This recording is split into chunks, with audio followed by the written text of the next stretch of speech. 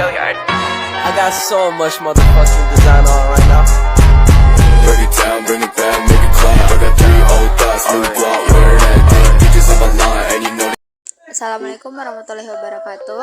Halo semuanya, sebelumnya perkenalkan nama saya Cailila Orimuza Sativa dan rekan saya Febinaya sebagai narasumber yang akan mempresentasikan hasil kerja kelompok 1 mengenai sistem tata surya. Nah, saya memiliki beberapa orang sebagai partner kerja kelompok saya. Ada Marsha Zakira, dia bertugas membuat kanva yang akan dipresentasikan. Lalu ada Bagas Hadi Purnomo, dia bertugas mencari materi. Dan saya sendiri sebagai pengisi suara dari presentasi ini. Baik, tanpa berlama-lama langsung saja ke materinya. Jadi, kita akan membahas mengenai sistem tata surya. Apa sih sistem tata surya itu? Jadi, sistem tata surya adalah susunan benda-benda langit yang terdiri atas matahari sebagai pusat tata surya, planet-planet, komet, meteoroid, dan asteroid yang mengelilingi matahari. Nah, yang pertama saya akan membahas mengenai matahari. Matahari adalah bintang yang berupa bola gas panas dan bercahaya menjadi pusat sistem tata surya.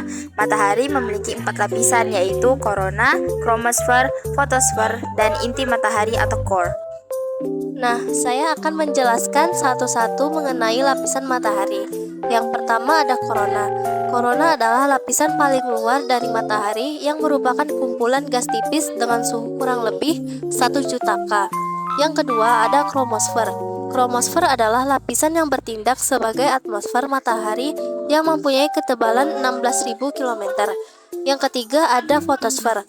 Fotosfer adalah bagian permukaan matahari yang mengeluarkan cahaya sehingga mampu memancarkan cahaya ke segala penjuru dunia.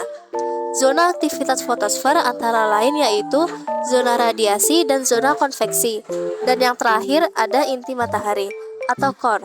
Inti matahari adalah lapisan paling dalam yang merupakan pusat terjadinya reaksi fusi antara atom hidrogen dan helium. Lanjut, saya akan menjelaskan mengenai aktivitas matahari. Sepintas matahari merupakan bola panas yang sempurna, tetapi ketika diselidiki terdapat bintik-bintik noda yang diakibatkan oleh aktivitas matahari. Antara lain adalah granulasi. Granulasi adalah aktivitas matahari yang menimbulkan granula. Granula yang dimaksud adalah gumpalan-gumpalan pada fotosfer matahari. Yang kedua ada bintik matahari atau sunspot atau noda matahari. Bintik matahari adalah daerah gelap pada fotosfer yang terbentuk karena suhu titik tersebut jauh lebih rendah dari suhu daerah sekitarnya.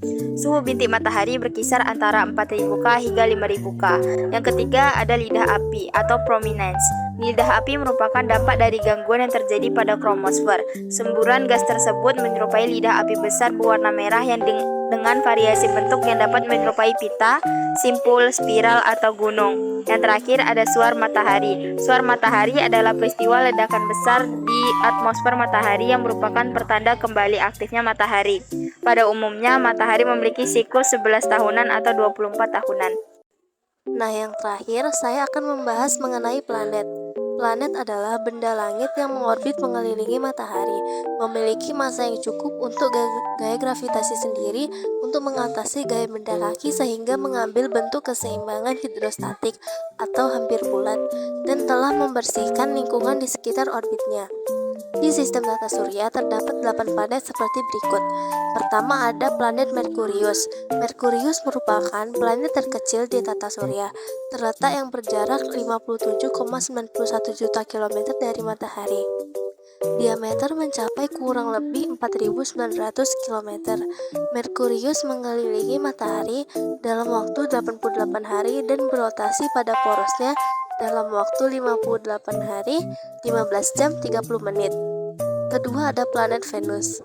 Jarak orbit Venus ke matahari yaitu 108 juta kilometer dengan revolusi 225 hari. Venus berotasi dalam waktu 116 hari, 8 jam. Diameter Venus lebih kecil dari bumi yaitu kurang lebih 6.000 km. Tiga ada bumi. Bumi adalah planet terdekat ketiga dari matahari yang merupakan planet terpadat dan terbesar kelima dari 8 planet dalam tata surya. Bumi terbentuk sekitar 5,54 miliar tahun yang lalu dan kehidupan sudah muncul di permukaannya paling tidak sekitar 3,5 miliar tahun yang lalu. Keempat ada planet Mars. Mars adalah planet bebatuan dengan atmosfer yang tipis. Di permukaan Mars terdapat kawah, gunung berapi, lembah, gurun, dan tudung es. Di Mars berdiri Olympus Mons, gunung tertinggi di tata surya, dan Valles Marineris, lembah terbesar di tata surya. Planet kelima dalam tata surya kita adalah Jupiter. Jupiter merupakan planet paling besar ukuran dan masanya. Garis tengah Jupiter mencapai 142.984 km atau hampir 12 kali garis tengah bumi. Jika Jupiter ditimbang, masanya akan sama dengan 318 kali massa bumi. Saturnus adalah planet keenam dari Matahari dan merupakan planet terbesar kedua di tata surya setelah Jupiter. Saturnus juga merupakan sebuah raksasa gas yang memiliki perak rata-rata sekitar 9 kali radius rata-rata bumi.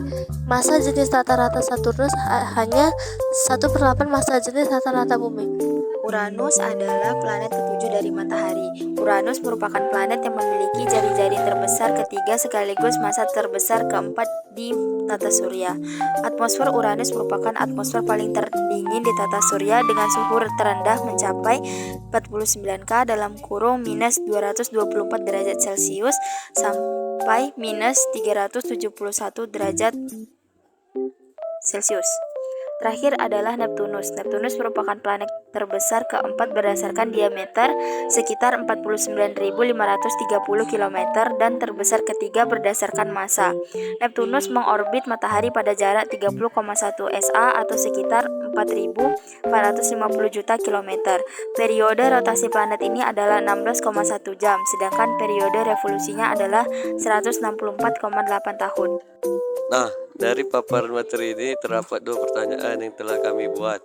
Pertanyaan pertama, 5 planet terdekat ke matahari selain bumi adalah, jawabannya adalah Merkurius, Venus, Mars, Jupiter, Saturnus. Pertanyaan kedua, planet mengelilingi matahari. Setiap planet memiliki garis edar tertentu. Garis edar planet disebut, jawabannya adalah orbit. Baiklah, itu dia presentasi melalui voice over dari kelompok 1 kelas 10 MPLB 1. Mohon maaf apabila ada kesalahan dalam pengucapan. Semoga para pendengar bisa memahami materi yang saya sampaikan. Saya Cailila Arimuza Sativa dan rekan saya Febinaya. Sebagai narasumber, kami akhiri dengan Wassalamualaikum warahmatullahi wabarakatuh.